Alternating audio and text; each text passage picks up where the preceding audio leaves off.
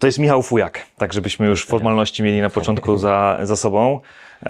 I dzisiaj chcę pogadać z Michałem o tym, czym się Michał zajmuje, kim on w ogóle jest, bo żyjemy w takich czasach, że te sociale są dość istotne dla ludzi, którzy są zawodnikami. Sport traktują dość poważnie, chcą mieć partnerów, sponsorów, chcą, żeby po prostu skupić się tylko na jeździe, a się okazuje, że te sociale są istotne, nie? Żeby pokazać siebie i pokazać, że warto wspierać, nie?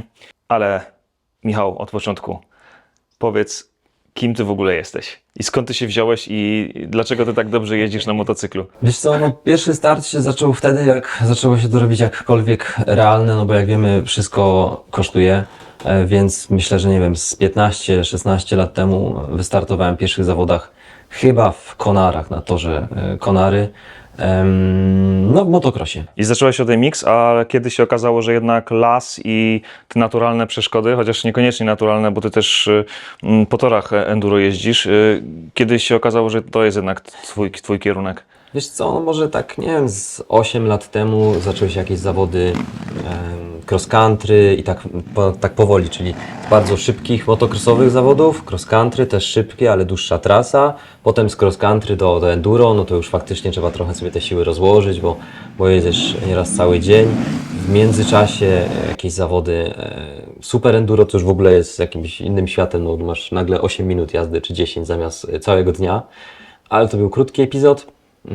No i aż w końcu już w ogóle abstrakcja, czyli adventury, no to już... Tak, to jest najświeższy dział, którym się zacząłeś zajmować, tak. czyli przesiadłeś się z tych lekkich motocykli na motocykle adventurowe i to jest kilka lat, ile? 2-3 lata temu to się zaczęło? No tak, wydaje mi się, że zaczęło się z 4, może 3 Okej. faktycznie, masz rację.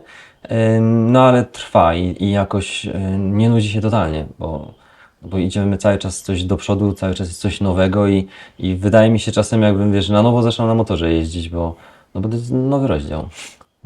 A jak to jest? Bo niektórzy uważają, że że powinno się zaczynać na tych małych pojemnościach i wtedy to wszystko przełożyć na te duże motocykle i że jest po prostu łatwiej i przyjemniej i że to jest tak po prostu, że się przesiadasz i jedziesz. To tak rzeczywiście jest? Z twojej perspektywy takiego Wydaje mi się, zawodowca? że, zawodowca, o, No, wiesz co, ja patrzę ze swojej perspektywy, więc dla mnie jesteś zawodowcem. No. Dla mnie jesteś człowiekiem o ponadprzeciętnych umiejętnościach. Naprawdę, to wygląda, ja wiem doskonale, że to jakby z boku wygląda jakbyś to, co robił na motocyklu, to jest takie, wiesz, to jest proste, banalne. Wiesz, to nie jest, że jeżdżę od roku czy 2, tylko cały czas i ten mały motor to jest taka fest podstawa, że wydaje mi się, że nie da się tak po prostu przyjść z dnia na dzień, siąść na 200 kg motocykl i zacząć nim gdzieś jakoś tam wywijać, bo można bardzo szybko nawywijać. Masz w garażu cały czas jeszcze jakiś lekki motocykl, na który wsiadasz, czy raczej porzuciłeś te lekkie motocykle i tylko ciężkie? Gdyby właśnie nie Romaniacs, nie takie zawody, które po prostu kosztują, to dalej by ten motor tutaj był, ale trzeba było coś wybrać, coś sprzedać, no i żeby jechać dalej, nie? Żeby po prostu nie stać w miejscu. Nie jesteś zawodnikiem na full etat. A co robisz, Nie. co robisz poza tymi wszystkimi startami i przygotowaniami? Bo zazdroszczę Ci w ogóle okolicy, bo jesteśmy w okolicach Makowa Podhalańskiego. I okolica jest piękna, to jest raz, a dwa, wystarczy, że wyciągniesz motocykl z garażu i zaczyna się zabawa, nie? Tak. Nie musisz nigdzie dojeżdżać, zabierać tego motocykla, tylko po prostu spod domu wjeżdżasz od razu w miejsca, powiedzmy, że legalne, ponieważ tutaj dużo w okolicy jest lasów prywatnych i mieszkasz tutaj, znasz tych ludzi, więc wiesz, gdzie możesz pojechać. I masz po prostu tutaj idealny teren do tego, żeby ćwiczyć. Ja Ci bardzo zazdroszczę, bo to czasami wystarczy pół godziny, czasami godzina i wjeżdżasz do tego lasu, wracasz na kolację i dzięki temu te motogodziny lecą. To jest, wiesz, to sam sobie czasem tego zazdroszczę, bo te właśnie możliwości treningowe są świetne, wiesz, mam te swoje jakieś tam miejsca wyjeżdżone, takie bezpieczne, że nawet fizycznie jak już skończę swój pierwszy etat w pracy, drugi etat bycia mężem połączony z byciem ojcem, to wtedy przychodzi ten czas, ta godzina 22, gdzie zaczynam swój kolejny etat, czyli bycia tym pseudo zawodnikiem. Siadam na motor, robię te 40 minut na motorze do tej 11 godziny wieczorem i wracam. Ale to był, wiesz, fajny, szybki trening, bezpieczny, bo tam nie ma nic jakiegoś nie wiadomo co. Jestem zadowolony, wyjeżdżony, zasypiam i mamy kolejny etap. To powiedz mi, bo zawsze jak tak rozmawiam z osobami, które są tak, jakby to powiedzieć, wyposażone w takie umiejętności, zawsze pytam o to, czy był ktoś, kto uczył, od kogo brałeś przykład, lekcje, czy coś takiego było, czy ty jesteś tą osobą, która wszystkiego się uczyła tak naprawdę sama na własnych błędach? Nie, wiesz co, tak i nie, i nie i tak. Dlaczego? Dlatego, że najlepszym nauczycielem były zawody. Jeździłem na zawody sukcesywnie, jeździłem z lepszymi, wiele razy dostałem tam, gdzie miałem dostać i się czegoś nauczyłem. I wydaje mi się, że stąd się wszystko zabrało, bo jakbym jeździł sobie sam, czy tak turystycznie, rekreacyjnie, to nigdy by nie było tego gonienia za tempem, gonienia za tym, żeby coś robić technicznie, dobrze, bo to się opłaci, bo będzie szybciej, będzie lepiej, będzie bezpieczniej, więc no tak naprawdę moim nauczycielem no były zawody, czyli zawodnicy lepsi. Podglądałeś po prostu, co robią i w których sytuacjach cię po prostu gdzieś tam Nawet ogrywają. jadąc za kimś, widzisz jego linię, widzisz jego ślady, widzisz Okej. jego ruchy, widzisz jak wchodzi do tej bandy, jak robi ten skok, więc po każdych zawodach czułem się do przodu bardzo, nie? Bardzo, bardzo, więc to było warte. Dalej jest warte. Powiedz mi, co trzeba zrobić, żeby tak jeździć na motocyklu, bo wyjeździć motogodziny to jest jedno, ale znam wiele osób, które bardzo dużo jeżdżą na motocyklu, ale nie potrafią tego, co potrafisz ty. I ja się zastanawiam, czy to jest mieszanka jakichś ponadprzeciętnych umiejętności z pasją, czy o co tutaj chodzi? Dalej mam tych lat, nie wiem, tam 30 coś, w sumie szłoby to policzyć, ale 30 parę lat i dalej mnie jazda cieszy. Tyle lat i tyle godzin wysiedzianych na motorze i wiesz, chce mi się siedzieć, chce mi się jeździć i dalej jakoś, wiesz, chciałbym iść do przodu, coś się rozwijać, więc to jest cała magia, cały sekret, nie? Że po prostu to lubię. Czerpiesz z tego przyjemność. Lubię, no w sumie to jest, wiesz, taki sposób na życie, nie? No, bo tylko to robiłem i niestety chyba tylko to bym robił w życiu. No chyba nie do końca, bo może zdradźmy jeszcze tajemnicę, co zawodowo robisz, bo to też nie jest tak, że z tymi motocyklami to jesteś związany tylko jakby jeżdżąc, tylko co robisz zawodowo na co dzień? Mieszkamy tutaj na szczycie góry, mamy dużo pól, uprawy, no ale jestem mechanikiem. Całe życie też pracuję przy motocyklach. Naprawiam, przygotowuję do zawodów, no i od rana do wieczora motory. Nie znudziło ci się tam? Wiesz co, no wiadomo, że znudzić się musiało znudzić i nudzą się roboty, które robisz te same cały czas bez zmian. Wiadomo, że niektóre są fajne i ciekawią, bo wiesz, bo nowe motory, nowe modele wchodzą w produkcję, no to jest fajne. Ubierać taki, wiesz, nowy motor dla kogoś i skroić go dla takiego zawodnika, wykorzystując tą moją jakąś tam wiedzę, moje doświadczenie, no bo też jeżdżę, wiesz, inaczej jest podejść do kogoś, do mechanika, który widzi, nie wiem, 5. raz krosówka, inaczej, który cały czas jeździ.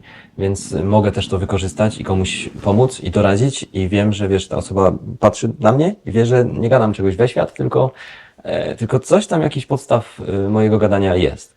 Więc to jest fajne, ale większość robót jest trochę nudna, nie?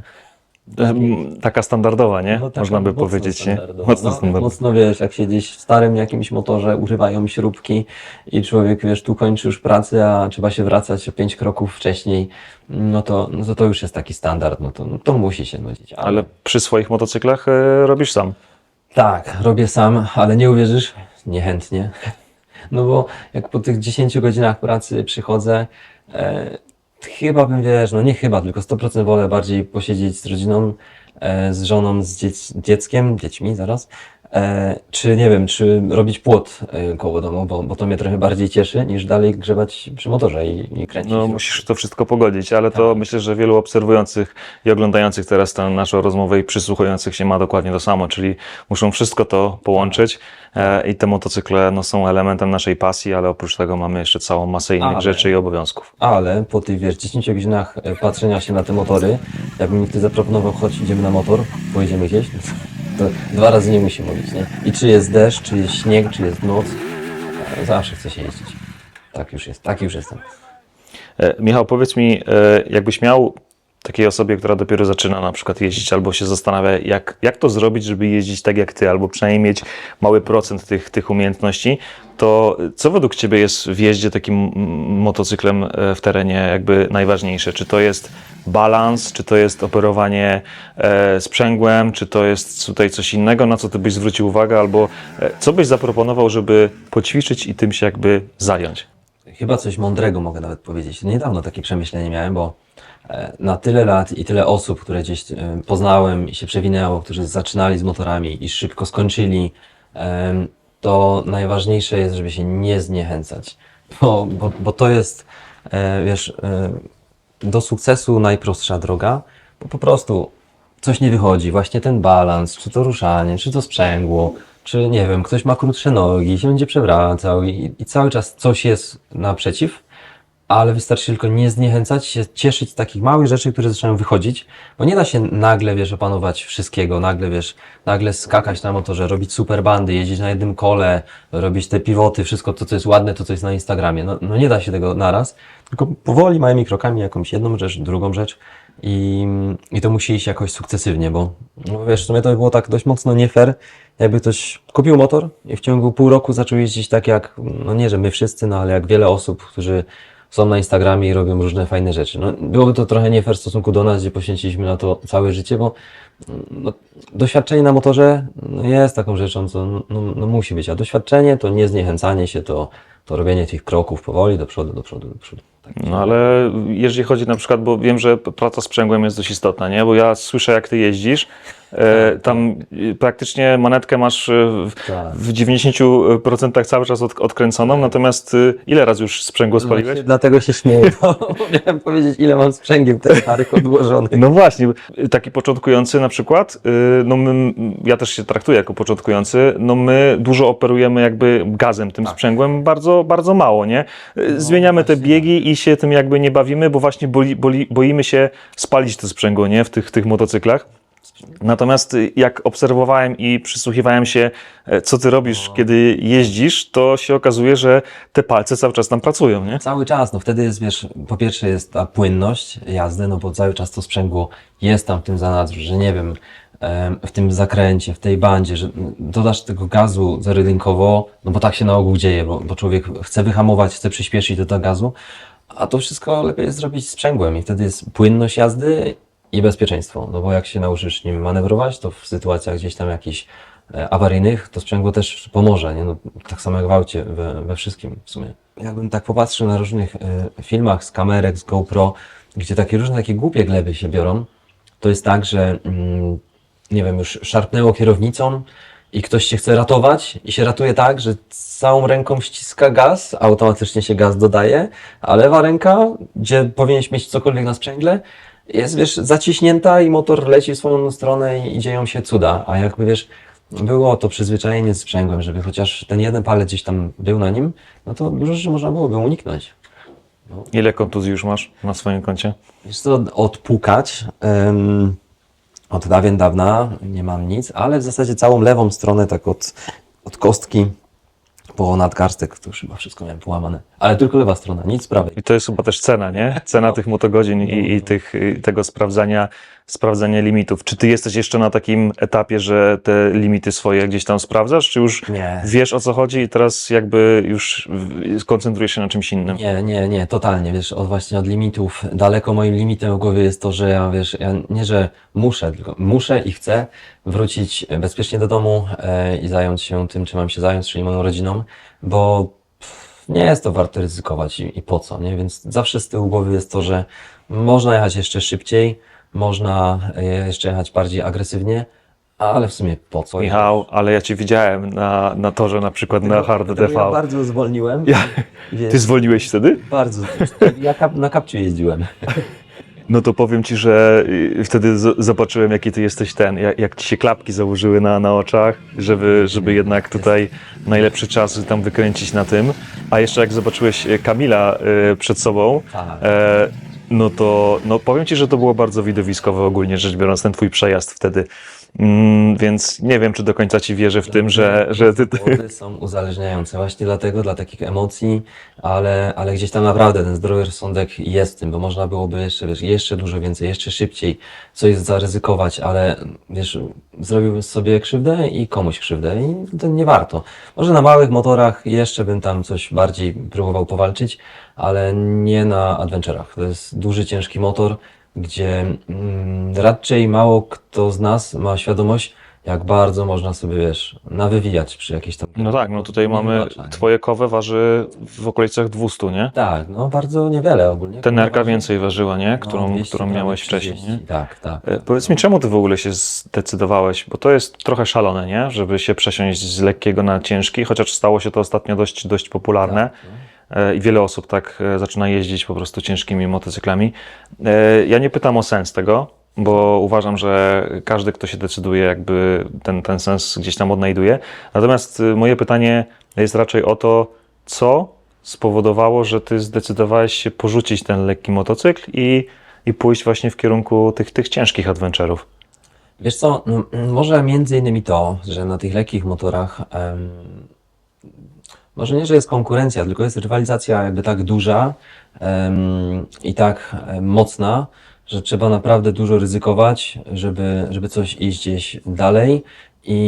No i samo one, może nie, że prostsze, czekaj, w sumie szukam jak to jakoś mądrze wytłumaczyć, ale nie ma mądrego wytłumaczenia. Najbardziej jest to, że to jest coś nowego, a nowe zawsze wciąga. Tylko to mnie wciągło bardziej, bo daje dużo większe możliwości, że mam jeden motor, którym mogę się ścigać, mogę nim pojechać turystycznie, mogę nim pojechać do teściowej przy niedzieli, mogę go mieć do wszystkiego, mogę się spotkać z kumplami, którzy jeżdżą na małych endurówkach. I już jest taki wiek, tak mi się wydaje, że wiesz, że szukam takich uniwersalnych rozwiązań, nie? No i tyle. I Twoja historia z tymi adventurami ciężkimi jest taka, że miałeś najpierw KTM-a, Tak. to była 790? A wróć, miałem jeszcze KTM 990, miałem dzika. O, miałeś dzika. No, a przed tym miałem też kilka innych i w sumie od tych motorów się zaczęło, że wiesz, taki świetny czas, który sobie wspominam, to był jak moja żona była w ciąży i ona sobie tam podsypiała i mogła się wyspać, no bo tak. I co ja robiłem? Ja budziłem się wtedy o godzinie 5, czy nawet jeszcze wcześniej, miałem wtedy Africa Twin 750. Wsiadałem na ten motor, tankowałem za 40-50 zł i jechałem sobie tak, wiesz, w linii prostej. Za jedną górę, za drugą górę, zobaczyć co tam jest ciekawego. Napiłem się gdzieś kawy, wracałem po kilku godzinach, jak moja Paulina się budziła. I to był tak świetny czas, takiego wiesz, że tylko ja i motor, nikogo tam nie było, nikt mi nic nie gadał, mogłem się tak, wiesz, na swój sposób, nie wiem, czy odchamić, to jest dobre słowo, ale... Zresetować może, nie? Oj, bardzo, nie? I to było tak fajne i kosztowało mnie prawie, że nic, no bo parę złotych na paliwo, kawę na Orlenie i wracałem taki, wiesz, taki chętny do życia dalej, do wszystkiego innego, gdzie, no, po prostu to było coś dla mnie. I wtedy sobie tak dodatkowo jakby uzmysłowiłem, że te adventury i ogólnie ta wolność, którą one oferują, to jest coś, kurde, świetnego, nie? Po prostu. I warto w to iść. A potem, jak już się okazało, że takim właśnie dzikiem 990 daje mi te możliwości, że mogę zrobić tą samą trasę, tylko 2 razy szybciej i potem jeszcze życie na czymś innym i okazuje się, że da się tymi motorami ścigać i to jest fajne i to jest widowiskowe i daje mi jakąś tam satysfakcję, no to pewnie, czemu nie, nie? I Ty robisz. I w zeszłym roku wystartowałeś w Romaniaksie. Tak. To chyba była pierwsza edycja Romaniaksa z adventurami. Tak, Pierwsza, dokładnie nie? taka, no, otwarcie. Z tymi tej- klasami, więc dla nich pewnie też trochę taki eksperyment, co to będzie się działo i się okazało, że chyba na tyle się przyjęło, że nawet w tym roku rozszerzyli te klasy.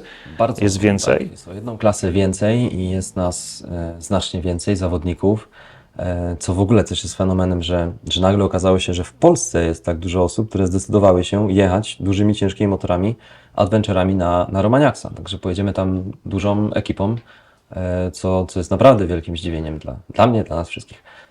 Opowiedz trochę o tej zeszłej edycji, jak to wyglądało. Które miejsce zająłeś, jak to oceniasz pod kątem startu? To nie chcę mówić tu o konkurencji, no bo konkurencja chyba ogromna była, nie?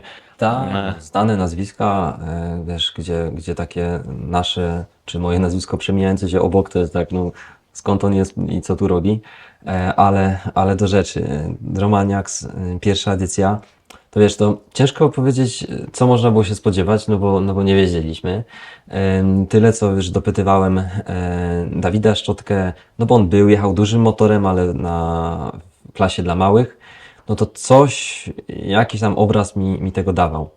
Ale ja totalnie nie umiem jechać z nawigacją, no bo tam po jakimś śladzie nigdy tego nie próbowałem, więc to już było dla mnie coś nowego.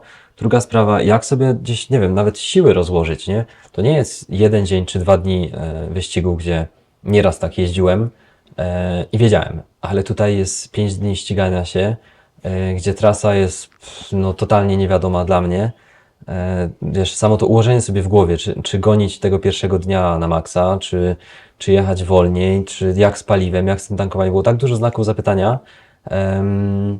No i tyle, no jakoś. Ale teren chyba trochę podobny, nie? Karpaty troszkę tak jak tutaj, nie? Więc dlatego, doświadczenie to nie dlatego- tak, że nagle na pustyni cię zrzucili, nie? dlatego nie ukrywam, że jak rozmawiałem z różnymi tam współzawodnikami, oni są gdzieś z jakichś płaskich terenów i mówią, że pierwszy, że jeszcze nie byli tak wysoko w górach, no to wiesz, no to trochę bardziej się czułem jak w domu. Także te korzenie, kamienie, potoki z jazdy, no to jest bardziej coś dla mnie. Także ja tam teraz naprawdę jadę to trochę jak do siebie, bo się czuję tak pewnie i bezstresowo, no nie tak jak wtedy, nie? Bo w tym roku kolejna edycja i zapisałeś się na którą klasę? Na tą słuszną klasę, czyli Ultimate. Mamy 3 klasy, więc to jest ta najtrudniejsza. Ma być trudna, ma być techniczna, ma być to, co tam oczekujemy. No Z Polaków jesteś ty i Dawid. i Dawid Szczotka, którzy Tak. startują w tej klasie i będziecie rywalizować no chyba z największymi nazwiskami w tym świecie adventure'owym, offroadowym, Tak. czyli będzie tam Paul Tares, bo to już chyba wiemy, że będzie, Tak, E, David Gallas, Kevin Gallas, Fredo Gomez, Gordine Glick. No, takie jak ktoś siedzi w adventurach, to są mocne nazwiska. No i raczej te pierwsze miejsca wszystkie są zarezerwowane dla nich. no wiesz co, nie możesz tak mówić, trzeba być dobrej, trzeba być dobrej myśli i walczyć, ale wystartowanie w ogóle razem z nimi, to naprawdę, no, szacun, że się odważyłeś w ogóle, bo myślę, że nie każdy by się odważył, szacun dla ciebie i dla Dawida, bo Dawid też jest świetnym riderem, także może ogląda tę naszą rozmowę, to serdecznie go pozdrawiamy i trzymamy kciuki za was. Rywalizacja jest, wiadomo, ale trzymamy kciuki, może mocniej za Michała. Zdrowa rywalizacja, Jest, zdrowa, i to zwłaszcza, jest- że jesteśmy, wiesz, prawie sąsiadami. I to jest fajne, że wiesz, nie ścigamy się od 2 lat czy 5, gdzie jest to wszystko takie na już, tylko jak będzie, to będzie, sami sobie pomożemy we dwóch i to jest zdrowe i normalne. Czego się najbardziej obawiasz? Bo jest chyba jedna rzecz, która was najbardziej odróżnia od tych czołowych nazwisk, bo uważam, że no, oni mają przewagę, że za nimi jeszcze stoi cała armia mechaników, serwisantów, asystentów, wsparcia i tak dalej, nie? A wy jedziecie jak trochę starzy Dakarowcy, bo jedziecie sami, tak? No tak, no wiesz, to jak to tak porównuję i się śmieję, wiesz, rok temu dojeżdżaliśmy do jakiegoś miejsca przerwy, do któregoś tam padoku i dojeżdżam, gdzie wiesz, jakiś dobry zawodnik zostawiał motor, jemu zrobili szybki serwis, zmieniali oponę, komuś tam ktoś plecy masuje, wiesz, woda podana, a ja tutaj szukam gdzieś jakiegoś drzewa, żeby się schować, żeby nie było wstyd, że jestem sam i gdzieś wodę z potoka czerpię. To jest takie pokazanie tej polskości, ale wiesz... Nie, to jest wyjątkowe, nie, Michał, tylko- wiesz, to jest wyjątkowe i to pokazuje, że każdy może, nie? Że tak naprawdę w rywalizacji tutaj chodzi o Właśnie motywację, nie? Wiesz, jak też mówili, że każdy tam zmieniał opony raz dziennie albo 2 razy dziennie, a tak głupio się przyznaję, na jednej objechałem te chyba 5 dni czy 6. Przejechałeś na jednej oponie. No, Ale ty miałeś w zeszłym roku problem z KTM-em, nie? Bo ci się Tak, trochę tak. grzał, bo to pamiętam wiesz co, z relacji Huberta. KTM się grzał, ja się grzałem, no Huberta relacja była dość właśnie, dość to dobrze pokazywała. Co tam się działo, nie? Tak, no było okrutnie ciepło, wiesz, w takim terenie, przy takiej jeździe, jak sam mówiłeś, że no ja tego sprzęgła nie boję się używać, to była reakcja łańcuchowa, no używałem sprzęgła, sprzęgło zaczynało się gotować, gotowało olej, silnik się gotował, ciecz się gotowała, KTM wtedy niestety miał tak, że gaśnie, wyłącza się, no bo tryby wszystkie mają uchronić silnik przed gdzieś tam jakimś zatarciem, no i trzeba było szukać wtedy wody z potoka, wychładzać motor. No i się zaczynały schody. Jedno za drugie ciągnęło. Czy te problemy z KTM-em, które miałeś, spowodowały, że po Romaniaksie zamieniłeś KTM-a na tenerkę? Wiesz co, no trochę tak. Nie ukrywam, że tenerka to jest jakaś niezawodność, pewność i tak zrobiłem. No, wiesz, ja się bardzo boję się zmian. No taki już jestem. Wiesz, tyle lat jeździłem na KTM-ie, jakby znałem ten motocykl i byłem go gdzieś tam pewny, ale chciałem spróbować zaryzykować. No bo taka jest tenerka, jest po prostu niezawodna, nie? No, myślę, że tam bez wody, bez niczego. Wróć, z wodą w silniku dalej by ten motor jechał, nie? Ale nie stoi obok nas tenerka, nie? Tak. Więc moje następne pytanie, dlaczego? Tak. Dlaczego? Dlatego, że wiesz, słaby jestem, niski jestem. Może nie tak strasznie niski, ale trochę chyba mnie to przerosło, że wiesz, ten motor jest świetny, ale wymaga dużo siły. A że ja jestem leń, nie robię nic poza jeżdżeniem na motorze. Wyjść po schodach mi jest ciężko.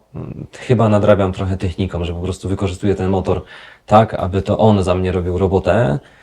No i trochę sobie nie radziłem z tą tenerą. Przewracałem się nią, wiesz, na lewo, na prawo i to zwłaszcza przy takich, wiesz, takich delikatnych rzeczach, przy 5-10 na godzinę. Czyli przy jakichś nie dogadywaliście się po prostu. nie, pod kąt, to jest świetny motor, żeby nim jechać, siąść, żebym się nie zastanowił, pojechał nim na koniec Europy jeszcze dalej, ale żeby się nim ścigać, no to no trochę nie dla mnie. Nie dla ciebie po prostu, nie? Bo to też Może przyzwyczajenie, wiesz, nie wiem, kąt główki ramy, wszystkiego, po prostu tak duże piętno to odbiło na mnie KTM, że ciężko mi się było przestawić i może by to trwało po prostu dłużej.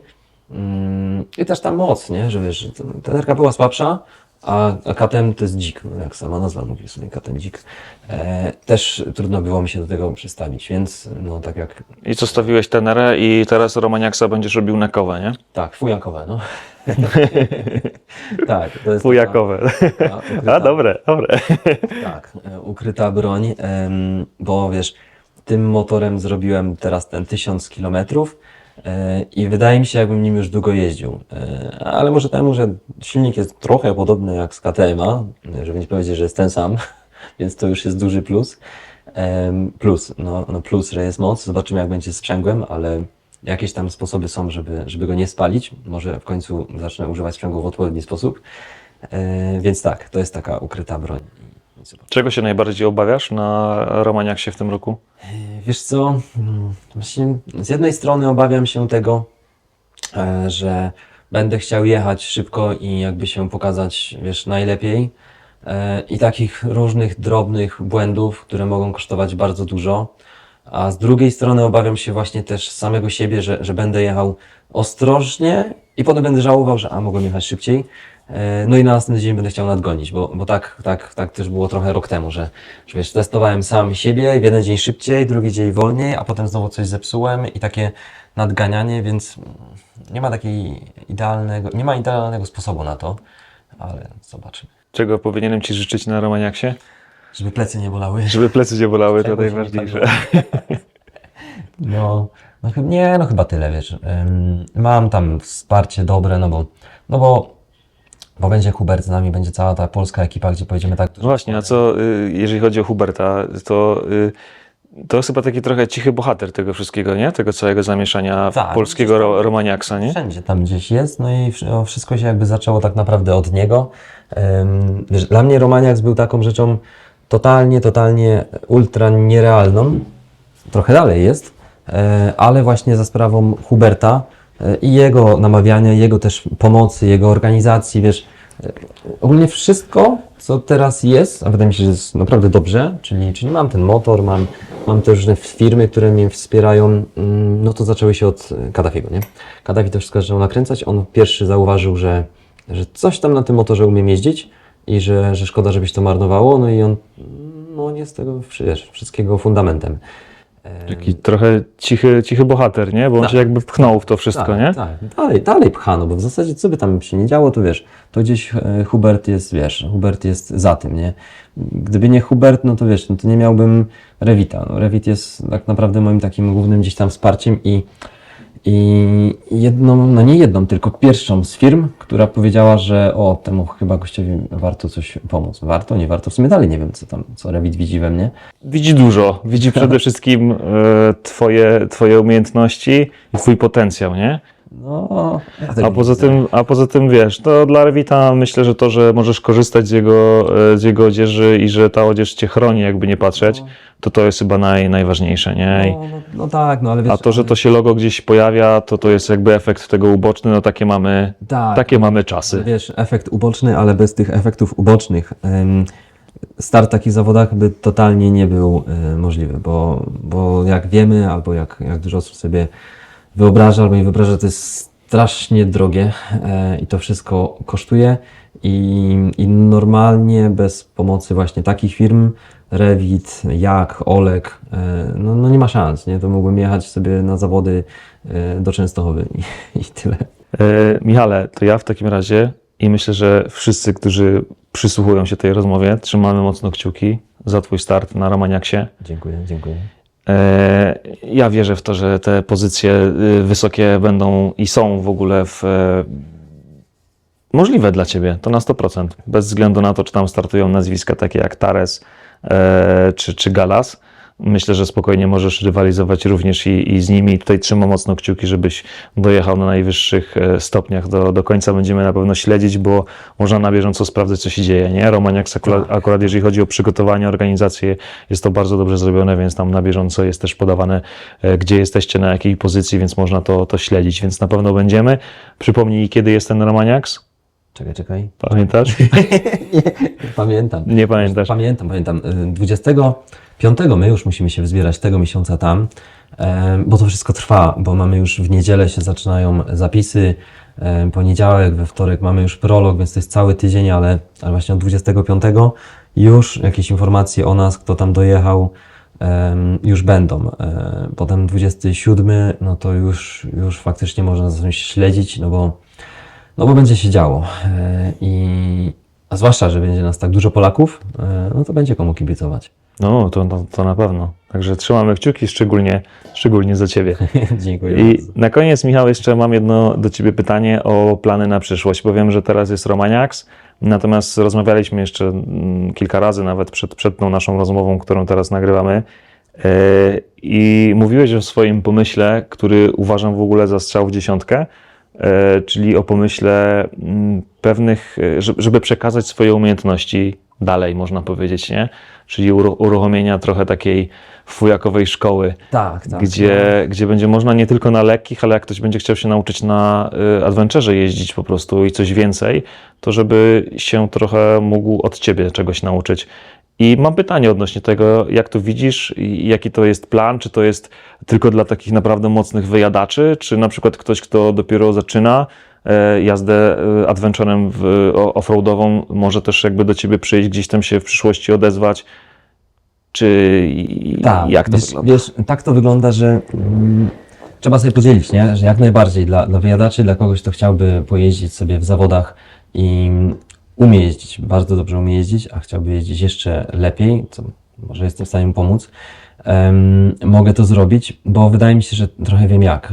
Wiem jak jechać szybko, jak jechać bezpiecznie, ale jak najbardziej dla osób, które zaczynają tą przygodę, fajnie jest uczyć się tych podstaw i uczyć się już dobrych nawyków, bo jak się już człowiek zacznie po swojemu uczyć i zrobić sobie jakieś nawyki, no to już ciężko jest coś wyplewić i błędy będą się tylko powielać. I nie tylko chodzi mi nawet o jazdę, ale wiesz, o jazdę, nawet o przygotowanie motocykla, o to, jak cokolwiek przy nim zrobić. Wiesz, wydaje mi się, że to, że nie tylko jeżdżę i całe życie też robiłem z tymi motocyklami i dalej robię, to mogę też pokazać, wiesz, co warto zrobić przy motocyklu, jak sobie poradzić gdzieś w terenie, jak wymienić oponę, jak zrobić coś z zawieszeniem, wiesz, takie rzeczy, które dla niektórych osób mogą się wydać nierealne, a są przydatne. No tylko warto spróbować. Jeszcze jak ktoś może coś wytłumaczyć, to dlaczego nie? To kiedy się mogę zgłosić? Bo ja jestem chętny. Zostań tu. Ruszasz już w tym roku z tym, czy na razie to jest jakby taki pomysł, który masz w głowie, ale jeszcze nikomu o tym nie mówiłeś i... Ja ruszam z tym, już tak naprawdę ruszyłem, tylko ja zawsze jestem taki, że lubię mieć coś dopracowane.